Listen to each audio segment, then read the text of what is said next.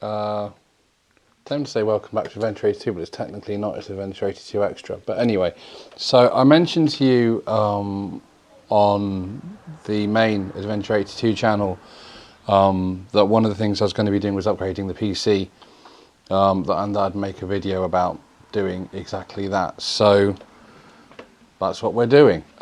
So what we've done so far is I've taken out, for some reason I had a random board in this one. The computer, by the way, as it is at the moment, is 16 years old. So they had a USB 2 card in there to give it a couple of extra sockets. And this, someone's going to moan at me probably because I'm not holding it properly. Rather dusty graphics card is so old it's actually a VGA card. So may well get a new graphics card at some point, but it's actually a GTX 550 Ti, so it's not brilliant, it's not bad. It definitely needs hoovering, as you can see by the dust in the fan. So I'll give that a good hoover and clean before it goes back in. So I do plan on reusing that for now at least. You can see all the dust that's left on Erica's table actually. So anyway, we've still got the old bits and pieces in here. So if I show you what we've got in here amongst this maze of bits and pieces, these are some of the wires I've disconnected already from the board and from the graphics card. So what we've got left to do is I need to remove this, which is another little USB card. I might even actually leave that in, to be honest, but I'll have to remove the wire at least temporarily because it'll be in the way. The old fan's coming off because we've got a new one, which is here. The old CPU fan's coming out and the new one's going in. And then the old memory chips are coming out because these are the old DDR3 RAM chips. And I've actually got some new DDR4 ones to go in there. So those are there once the new motherboard's in. The CD drive and stuff, the hard drive it's already got, none of those are being changed. I'm keeping all those, there's nothing wrong with them. I was inspecting this before I started doing this. And I was tallying it up against the new board, which if I'm very careful and hold it by the edge there, because so it's protected. See, anti-static screen. I'm using the anti-static bag so I don't damage anything. That's the new board. The only problem I found, or potential problem, I will get it sorted, is this socket here. You'll see it's 8 pins. And that's the power supply for the processing unit, which the processor's not in yet. That's why there's still a black cover. On the old board, if I put this one away, on the old board we have, you can probably see the white plug there. Probably better if I use this hand just there. That's the power supply on this one. You can see the problem probably already, which is that the old motherboard uses a 4-pin power supply for the CPU, for the processor, and the new one uses an 8-pin power supply for the processor. Now I've done some research because if I'm honest, I haven't built my own computer since about 2005, 2006 was the last time I did any kind of computer PC building. Being a dad, obviously you don't get the same amount of free time, and so it's just not been something I've been able to do. The kids have gotten a bit older now, so I get slightly more free time. I say slightly because I still have to take everybody everywhere. I'm still dad's taxi service. But this needed to be done, and I wasn't going to spend 4 or 5 grand on a gaming PC because that's not really what I need. I just need a computer that will run Roblox for Blaze, possibly Minecraft, and then edit my videos as long as it does those things, and allows me to record video on it for when I'm doing things actually on the computer, for like this extra Adventure 82 Extra channel. Then I'm not too fussed. So that's why I've got like a reasonably old motherboard, because that motherboard there is it's a 270 circuit board motherboard, and the processor we're going to be putting in it is an i7 6000K. So those themselves, I think they're like sixth generation CPUs, and I think the current CPUs are about 12th or 13th generation. So they're still reasonably old in the grand scheme of things, but nowhere near as old as the processor in this, which is 16 years bloody old. So we're going to take all this out, and then I'll come back to you. I'll show you the old motherboard in a bit more detail, and we'll also take a look at putting in the new CPU, because there's a knack to putting in CPUs. I'll give the graphics card a bit of a hoover. Yeah, and we'll come back once I've got all the old bits and pieces out.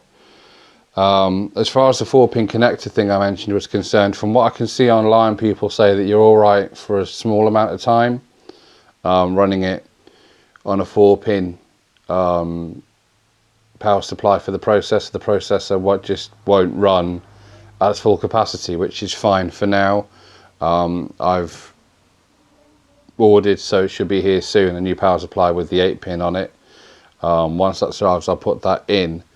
But for now, just to get it going, and to be able to set up the BIOS and stuff, which you need to do once I'll do a separate video with the BIOS on that. Then it should be fine for that. It'll be fine for basic things. I say that basically, unless you're going to start overclocking the CPU, which means going into the BIOS and making the CPU run about as fast as it can without it physically exploding inside the computer, essentially, you shouldn't need that amount of power. I've got a half decent power supply in here already. It's already a 500 watt power supply, so that shouldn't be an issue. It's just 4 pins. So yeah, like I said, we'll get the rest of this stuff out. We'll have a look at the old stuff, and we'll have a compare it to the new stuff, and then we'll put the new stuff in. So yeah, I'll see you in about, I don't know, 15-20 minutes by the time I've cleaned everything, hoovered it, and taken all the other bits and pieces out. For you, it'll be more like about 2 seconds. See you in a bit. Right, so we're back. I've unclipped all the power supply cables, of which there are many.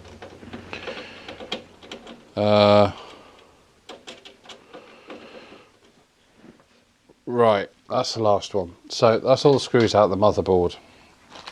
There is let's see, 1, 2, 3, 6, 8 in total holding that in. So there's several strings to this power supply, it seems. So I've got one power supply string there, which seems to be specifically for the, or at least it was plugged into the hard drive. So I'll make sure that goes back in. That's the power supply for the actual power supply plug for the actual motherboard. That's the force plug socket I was telling you about, the 4-pin power supply for the CPU. I'll have to get an 8-pin. Well, I have got an 8-pin, I've got to wait for it to turn up. And then this is all the extra power supply gubbins for any extra drives and things you have, with the exception of these. These aren't power supplies for hard drives. These aren't power supplies for the board either. What these are actually power supplies for CPU, or sorry, CPU, GPU, so graphics cards. So the graphics card here has its own power supply. It doesn't get its power from the board, so it's got its own little power supply socket there. That's what those are for. Some of them have must have an extra 2 pins there, 'cause an extra 2-pin one, but that's what that's for. So we should, and I say should, in theory now be able to lift out the motherboard, bearing in mind that this motherboard has been in here, like I said before, for like 16 years. So whether it wants to leave or not is another matter, because it might not. but we're about to find out. Let's see if it will come out. Oh, there's a couple of screws on the outside because they've covered up a socket on here. 2 minutes. So yeah, what they've done here is there's an output socket. I think it's for onboard graphics. An Acer who would originally put all this in, because this was an Acer Predator at one point. Wow. Until I've just started upgrading it. I've put a cover over one of the sockets, which is what's stopping me from getting this out. So this should now lift out. I say that, but I've also noticed that I may also have, yeah, see, that's going to get in the way, I think. Right, so I'll take this off. Some of these screws are actually surprisingly stiff. There we go, see, as I was telling you before, see, it's just a little random 2 USB chip, and you can see 16 years worth of dust on that thing. It's the same for the other way around of the graphics card. All this is going to be cleaned off before it goes back in. But there we have, let's see, they've put clips here too, which is interesting. So how are we going to get this out?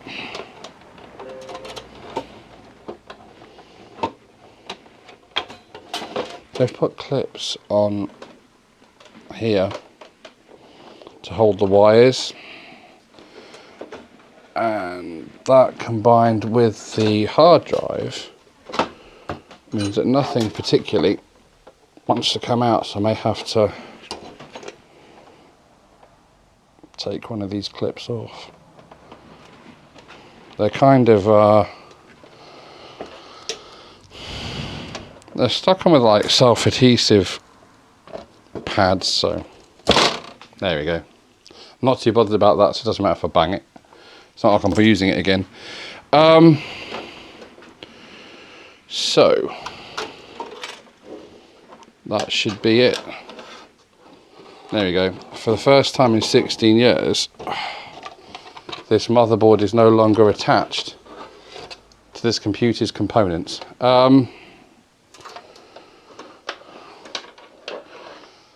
16-year-old PC, but it's quite dusty. You can see here it's got, what's it got here? It hasn't got much in the way of sockets actually. It's got one PCI 16 socket, it's got a couple of SATA sockets there, and a couple of mini PCIs,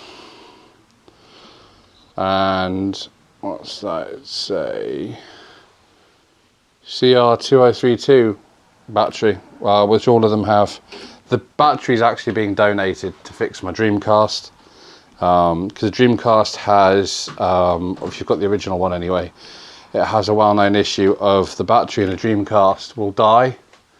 So most of the original Dreamcast, if you've got one, the battery will die, and that's why you have to keep resetting the clock and the date and the time every time you turn it on. Getting rechargeable CR2032s is quite difficult because of all the laws and stuff in place with shipping lithium batteries, so I'm just going to stick that in the Dreamcast. Otherwise, I mean, like CEX or whatever aren't going to take this motherboard. They don't take motherboards anyway. They might take the memory, but you can see there, that's what a processor chip looks like underneath. And that's the socket there. But yeah, let's see if is there a manufacture date on this. Yes, there is. Look, 31st. There you go. 31st of August 2011 is when this board was made. Right. Shall put this out the way.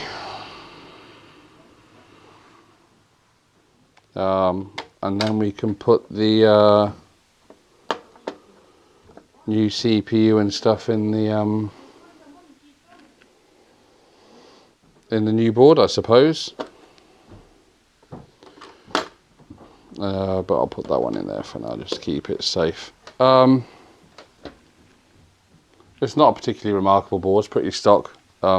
So yeah, put this to one side. I'll get the new one and then I'll be with you. Right, so we're back. I've put the computer down on the floor for a moment. It's been cleaned out. We've cleaned all these off with some isopropyl alcohol and some earbuds. I normally use, I think the Americans call them Q-tips, which are a bit like cotton wool buds, but they don't so easily shred when you're cleaning the circuit boards, but they're quite hard to get hold of over here in the UK. Another thing that used to be really good for doing this, if you can get hold of them, which is quite hard as well, is to be like, I want these extra long sticks with a similar kind of thing on the end. It was originally meant for cleaning inside like tape decks and stuff, without having to be able to get your hand where you can't get your hand, but they're also getting hard to get hold of. Also taking all the dust out the fan here in the graphics card and hoovered all that out. This is the new board that's going to be going in. So I've mounted the bracket already for the new fan, which is a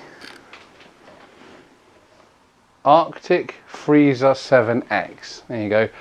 One thing I would say, which I found a bit annoying, is the manual is only online. So you will need your phone or something with you if you're unfortunate enough that your phone's died or something. You'd have to find some other way of getting hold of the manual, because I've only given you an online manual, unlike Gigabyte, who've made the motherboard, have given you a massive booklet. So anyway, I've put that on. The fan itself is here. That's the actual fan, which will go on top afterwards. So the way this works is once the processor's in, this bit here, this square section, is what sits on top of the processor. So we'll put the processor in, which I'll show you how to do in a minute. And then you put some thermal paste on top of the processor. It's quite important not to put too much. But equally as important not to put too little either. Otherwise your processor will overheat. So you need to kind of get kind of like a thin layer. And then this, it has various mounting ways, but whichever way you mount it, essentially the same, whereby it just basically clips onto the mount that's here on the board, whichever it's this way, that way, whichever way your ventilation works in your computer. So I'll pop that there for a moment. As far as putting the processor in, because a lot of people get nervous about putting processors in. I know I was the first time I did it. I say that the last time I put a processor in, I think the current most up-to-date processor was the Intel Pentium 4. I might be showing my age there.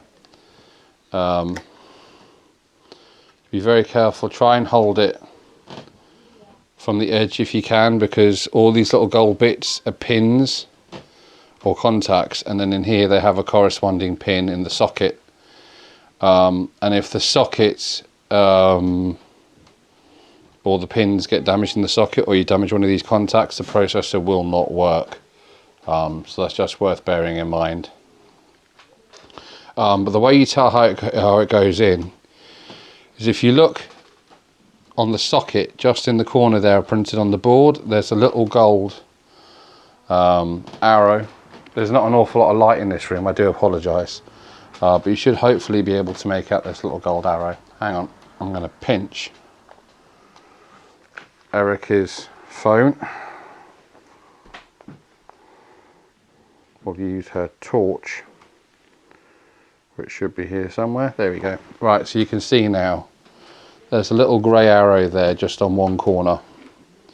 That matches, which if you look on the corner here, there's a little gold arrow on one corner there.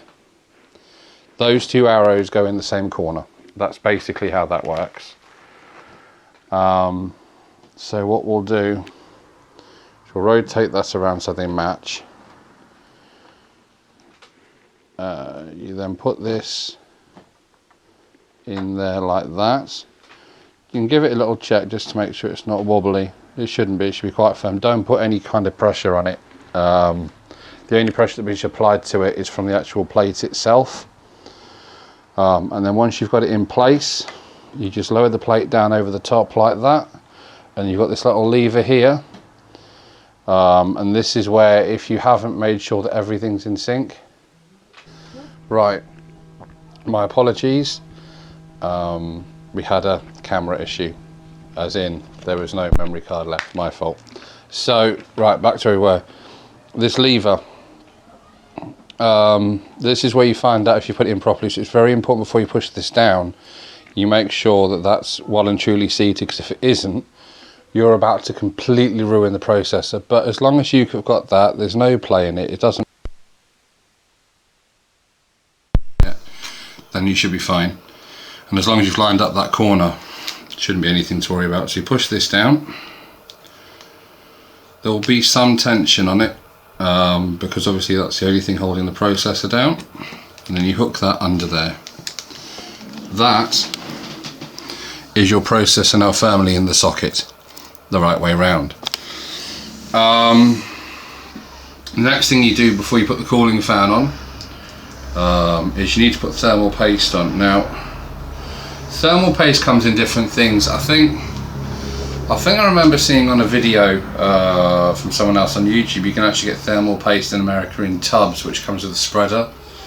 I've not seen that over here in the UK.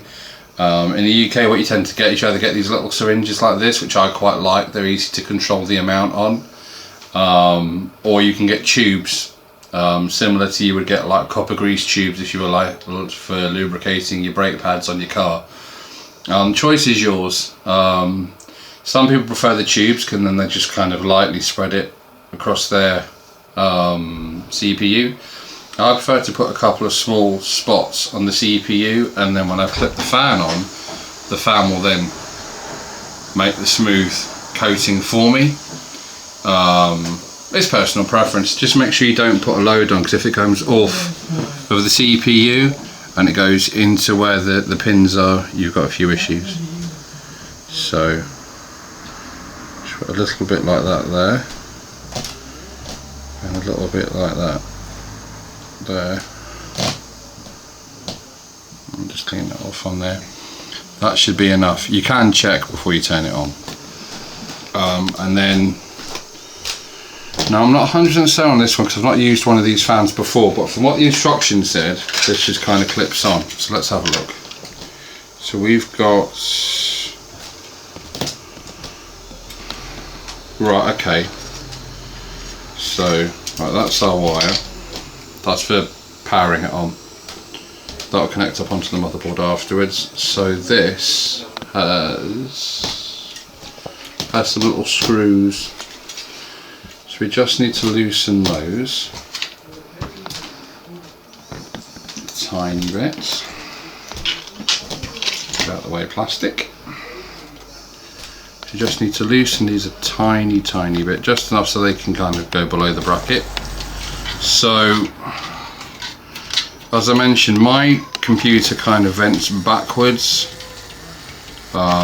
so with me that means that I need to position this fan on here so that it's facing across like the sockets, if you like, the back sockets, because that's where that will be. This seems to actually already got a small amount of thermal paste on it, which is interesting. So you need to make sure we don't get too much on, which I didn't notice before. So this supposedly then clamps on, so let's see how this works. So, right, okay, so you need this to be that way. I need to loosen that one again. So What we're aiming for here is, you can see these little brackets, they've got square holes in them. Apparently it goes this way. I was wrong, that's my fault. I'm a fool and I apologise. Right, so there's little lips on the edge here. You can see that there, how it's spread, by the way, the thermal paste on the CPU. And what you're aiming for is to catch this little nub there into the little hole on here, and that kind of clamps it in place. That's what we're aiming for. So, like I said, with it that way around, because that's the way we need it from here, we should, in theory, once we get this into position, I will now loosen the screw slightly so that I can get it over the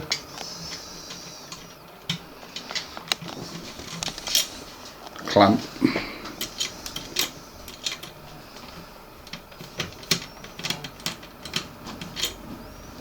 So are we in place now?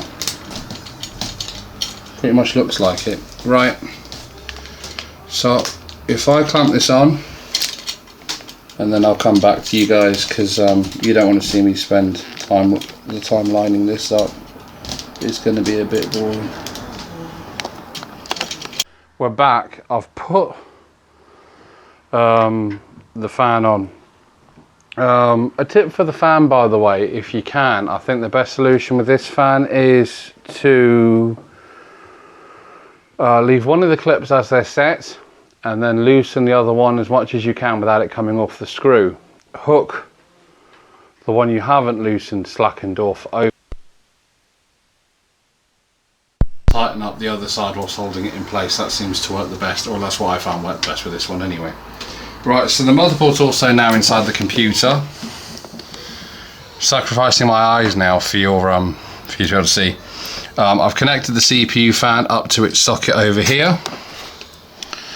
Next step will be to put the graphics card back in. That will go in this slot here. That's the PCI X16 slot. That's the best. That's where you put your graphics card. It will run too slow otherwise. For these two normal standard PCI slots, I've got a Wi-Fi adapter, which is over there in the box, which I'll get in a minute. And I've got another little USB card, which I'll just pop in, because you can't really have too many USB sockets on the computer. And then we'll kind of go from there. Everything else is in now, the main bits are in. We need to put the memory in as well. So graphics card first of all. So need to connect some of these wires up as well, which we'll do that in a moment as well. Otherwise could get a bit awkward, because the graphics card's quite a chunky one. So the way this works essentially is, well, with this computer, this bit's got a little clip hinge bit on it. Not all of them have that, but this one does. So this actually takes up 2 of these slots. Normally a card will only take up 1 of them. This graphics card takes up 2. This actually supposedly is meant to be able to use dual graphics cards if you use the AMD graphics cards, but I would imagine if you put 2 graphics cards in it, it was going to be pretty much full. Anyway, so we shall pop this in next, like that. Slots in quite easily. If you're familiar with using like the old school computer games and stuff, then you shouldn't have too many issues with this.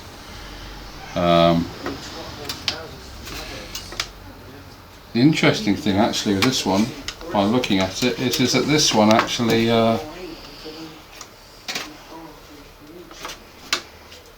there we go.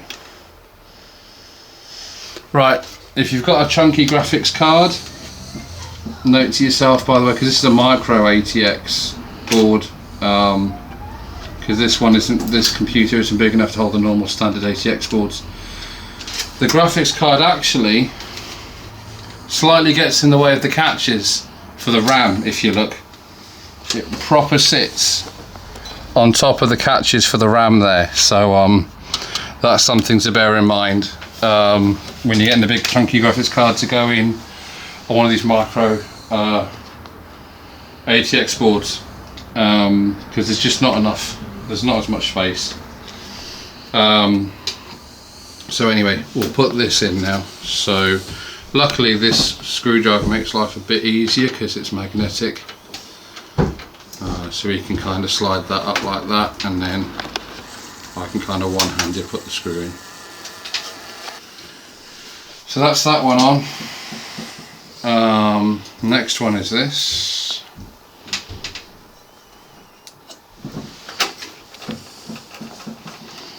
Now I plan not straight away, but it's not too distant future, I plan on getting a second screen. This does run 2 screens, this graphics card, but it runs them both off DVI, which isn't ideal. So my plan is to run one screen off of the graphics card through the HDMI socket, and then to run the second screen off the HDMI socket of the inbuilt graphics on the actual motherboard itself. But we can always do a video on that nearer the time, because by default the onboard graphics for this motherboard, which is a it's a gigabyte, it's a GAH270M D3H. I think on most gigabyte boards it's the same, is that if it's got onboard graphics by default it's turned off, you have to turn it on in the BIOS. So we'll be looking at turning that on when we set up the BIOS, so that's ready for future use. But in the meantime it's a case of kind of going around plugging everything back in, putting power supplies back on. So, as I was saying, the main reason I bought this board, now I found it, is because of this. This is a TPM 2.0 chip. Like I said, I don't plan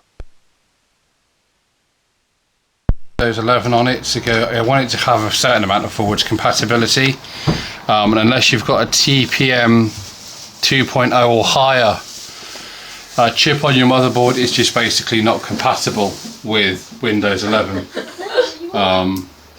And from what I've seen, it won't work. So that's the other reason I picked up this. You kind of can't put this in the wrong way, because if you look at the socket, you'll notice that one of the holes is filled in. And if you look at the pins it goes on, again, if you look at the socket on the board here, which I'll get my screwdriver for pointing purposes, which is this one here, it's labelled TPM anyway, you can see there's a gap here where there's no pin, so that's where the blank hole goes. But yeah, that's the main reason I got this, is for that. So I need to put that in as well. So we'll do that as well in due course. The power supply, I mentioned that to you briefly. So this one, like I said, is your power supply for purely for the graphics card. So there's a little black socket on the back here. This will only go in one way anyway, so that goes in there, and that's it. That's your power supply to your graphics card. That's it, done. This one's plugged into a pin socket here that's labelled CPU fan, just down there. I will actually put a diagram of this specific motherboard up for you guys, just so you can see kind of what you're dealing with. They're all labelled anyway though. And then you've got your audio pins, USB, etc. that all need to be connected up. If you're fortunate enough to have the manual, that's not so difficult. If you don't have the manual, what I find helps, which is what I've done here, is when I was unplugging all these, I've labelled them so I can tell what they are. See, so that's F audio, so I know that's the front audio. That one is front USB 2. That one's a hard disk drive and so on. So if you do start unplugging the wires, you're like, well, how the hell am I going to remember where the hell these go? It's nothing wrong with just getting a little bit of masking tape and writing on the name and then sticking it on the plug if you're worried you're going to forget. But otherwise, we're pretty much good to go. So let me just get all this plugged up and I'll come back to you. Right, so at this point I realised that I couldn't get any further until the new parts came down. So what we'll do is I'll come back in a part 2 in about a week or so when all the bits arrived, and we'll finish the video off then. It's worth noting also that I did mean to record a proper end video, hence the different clothing, on the day I did that, and I actually thought I had, which is why I'm now doing this now. But thanks for watching, and I'll see you guys in part 2.